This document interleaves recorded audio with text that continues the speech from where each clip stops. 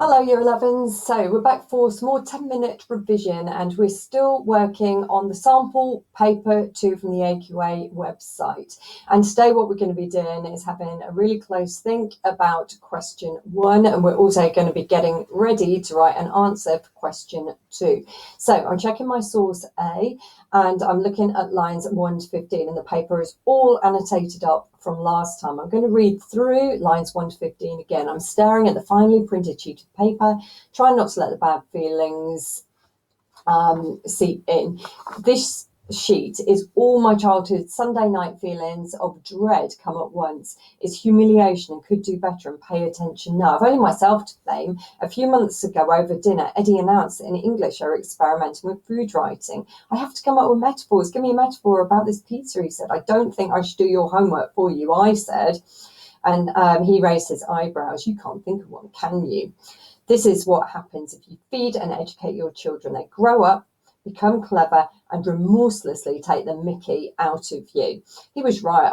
I didn't. On the spot, I couldn't think of a single food metaphor worth dragging out and slapping on the table. So the memories of homework came flooding back. Long nights, carefully planned idleness, ruined by the imposition of essays and worksheets, tasks flunked, chilly emptiness at thought of the way my efforts be received by teachers. I was not especially academic. On the results sheet, my grades lined up like a line of Pac-Man doing a conga. So he has good memories of his time in school. I'd say, no, that's false straight away. But I'm going back to have a look at question 2 here, you can see.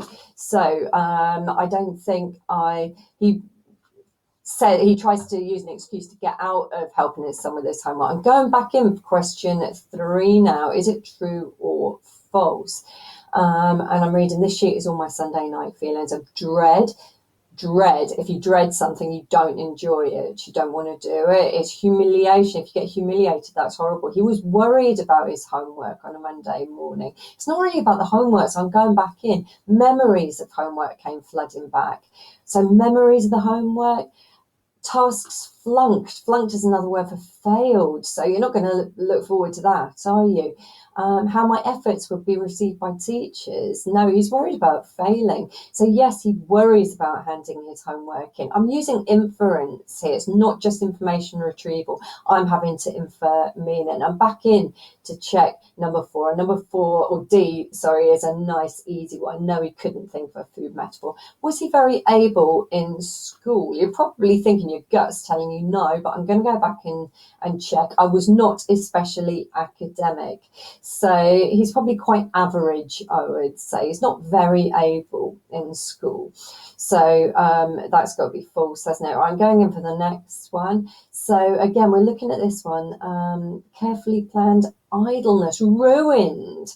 So doing homework is not something that he enjoys. Imposition of essays, that means it's spoiling his time. He did not enjoy homework. So it's really similar to C, that one. No, he didn't like his homework and he didn't like handing it in. And then the next one's really similar as well. Did he look forward to receiving feedback from his teachers? Chilly emptiness at the thought. I put that's true. It's not true. It's not true. What am I going to do? I'm going to put a cross through it really neatly. So I just got a bit muddled up there between true and false. Then the last one, a line of Pac-Man doing a conga. Yeah, he tries to make his hilarious joke. This is what Pac-Man looked like, lined up. So again, this reinforces this idea. He's like a C grade student because Pac-Man looked like a row of C's. Like many of you, would probably be happy with a C or a 4 or a 5, but not him. Right, so obviously that one doesn't take 10 minutes. We've got 10-minute revision. So we're back in looking at question 2 now. And I'm reminding myself question 2, and I'm trying to line up my camera so you can actually see what I can see. So write a summary of the differences between Eddie and Henry. I'm using the whole of source A and source B, but I'm only focusing on these 2 characters. They're Eddie, Henry, and I'm looking at differences. So I'm going to make a little grid, but quite often on question 2, it's not just differences, there are similarities. So like, for example, they both got a dad. And this is both about their relationship with their dad, but the relationship is different, for example. So sometimes there's a similarity, but then we're looking for the differences within the similarity, if that makes sense. So I'm reading through, I've read this already, but now I'm really kind of skimming and scanning and using those skills and looking for the bits about Eddie. So here it says, Eddie announced in English are experimenting with food writing. He says to his dad, you can't think of one, can you? So he's quite cheeky, son. And then the dad says, your kids grow up and become clever and remorselessly take the mickey out of you. So it suggests he is cheeky, he is sarcastic. So I'm writing these things down as I go through. I can't compare yet because I'm only looking at source A at the minute. 14-year-old Eddie, so we've got his age, which is given to us there. Eddie's 14, so it's like a year 9 or a year 10. And then down here, Dad's trying to do the maths homework and Eddie tells me just to draw a sad face.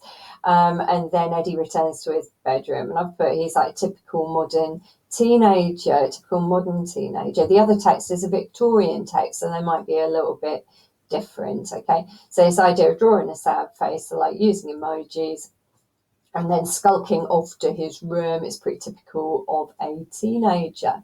So a few days later, it's Eddie again. I'm mucking around with my webcam. There we go. He receives his marks. And we find out that Eddie gets, you can't see it there, he gets 20 out of 25, something like that, 20 out of 25 or 80%. So that kind of suggests that he is a decent student, because Eddie thinks that 20 out of 25 is a low score. So I'm using my skills of inference here. So he's good at maths. He's also kind to his dad at this point because he's done much better on his homework. So I guess that shows he's kind of quite modest, doesn't it? Again, I'm not putting anything on my plan at the moment because we've got nothing to compare it to. We've got a typical modern teen. He's always on his screen.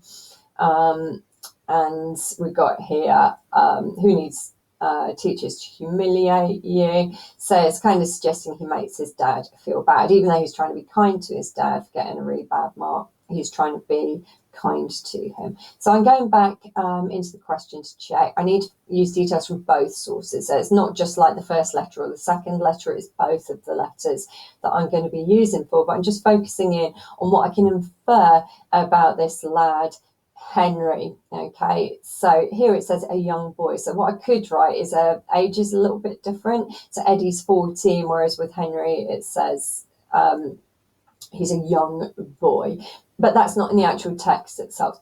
So I'm going to leave them.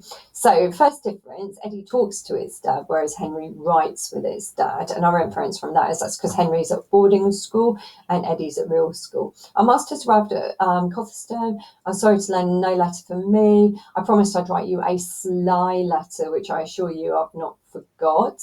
And now an opportunity has come at last. So I've written there in my little plan that he is quite sneaky, Henry, as well, sly letter. Whereas Eddie is not sly, he's sarcastic to his dad. There's a little difference there. Going back in. Receive this, pray don't mention anything to my teacher, blah, blah.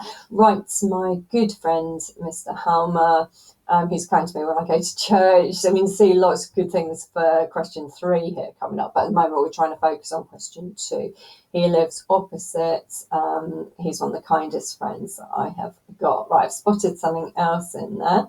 Henry, I've put, is respectful towards his dad, whereas Eddie is quite disrespectful. So in Henry's letter, and there's lots of evidence. Yeah, there you go. I've underlined it. My dear father. Henry's really respectful to his dad when he's writing.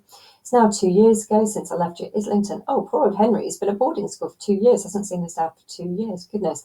So again, that's more question 3 stuff, I think. Our bread is nearly black. So the food is nasty. Henry's having to eat nasty food. Whereas if you go back to source A, the first boy, he's eating pizza with his family. So I hope most of you would agree pizza is quite nice food. Then the dad's writing back, Henry speaks very highly of your kind attention. I don't approve of the system of education. They don't appear to have improved. When they left home, they could both spell. In Henry's letter, I saw lots of things wrong spelled. So that suggests that Henry's literacy is not very good at all. Henry's not a very good student. My goodness, I'm making myself dizzy trying to straighten up this paper. Whereas Eddie is a good student, isn't he? Remember, he's good at maths. We highlighted that. Whereas Henry, here we go, is bad. A bad student because he's bad at literacy. Or if we're going to use our inference, is Henry just doing that to try and make out his school's really bad? Because remember, his ultimate aim is to get sent home. I can rely more on the truth of his story, the younger brother George, than Henry. So that goes back to that sneaky bit, that backs it up, sly letter to dad, but also he's a bit of a liar as well. You get the impression that Eddie is quite honest with his dad because he sees his dad all the time. And that is the end of my annotation, and that is the end of my 10 minutes revision. Back next time to actually have a go at live writing that answer. Bye bye.